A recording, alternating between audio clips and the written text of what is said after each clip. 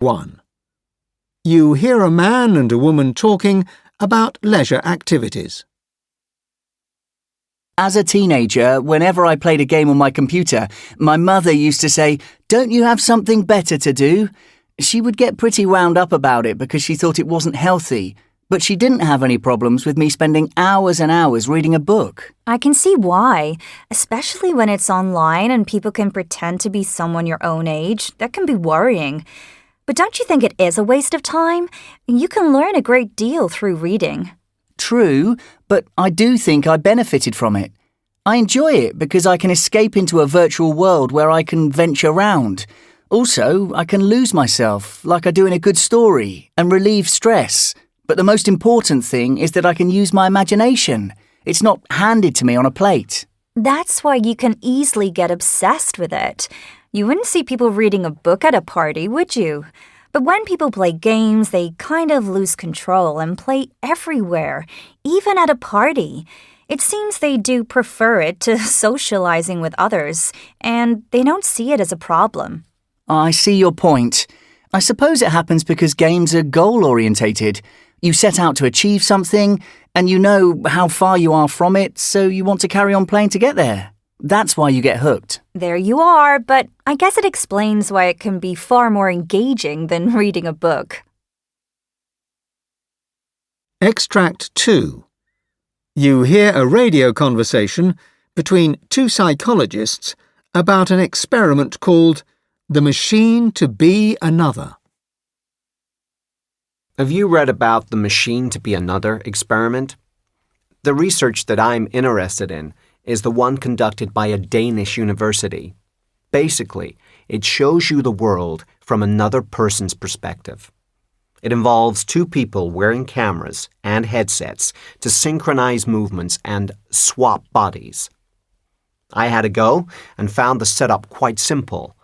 It can be used to promote a range of things, such as tolerance and understanding. But what the Danish team focused on, which I find will revolutionize the industry, was the care system. They wanted to learn more about the experiences of patients in order to design things that meet their needs. I haven't read the article about the Danish experiment, but I am familiar with the work of Be Another Lab. What they suggested was similar, that being somebody else would give insights into how that person feels. It allows you to look at things from a different perspective. When I tried it, I didn't really know what to expect at first. Seeing things through someone else's eyes is one thing, but being able to sense things at the same time, that is the key to making it completely believable. And that was when I began to freak out. It isn't a new concept. I mean, virtually being somewhere that you're not. But as you said, that sensory element and moving from a one-dimensional experience to a three-dimensional one makes a difference. It tricks your brain. It's really incredible. I can't get my head round it. Indeed, it's very powerful and completely mind-boggling. It can be adapted and expanded on. It will open the door to endless possibilities when it's ready. Extract 3.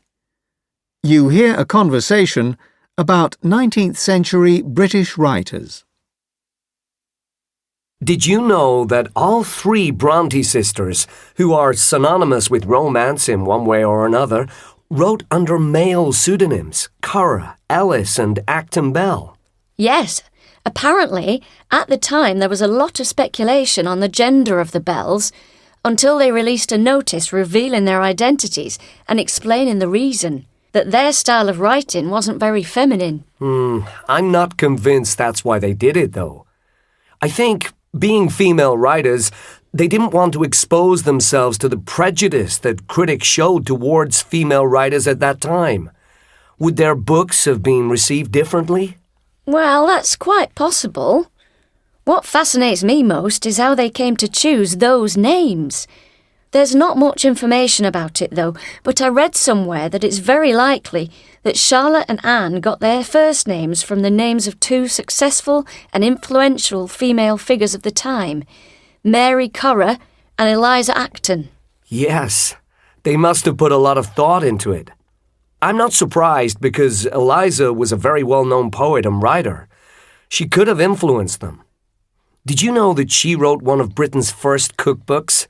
Word has it that there was no demand for poetry, so she decided to do something for which the world had a need, and apparently that topic was cooking. Oh, that's amazing.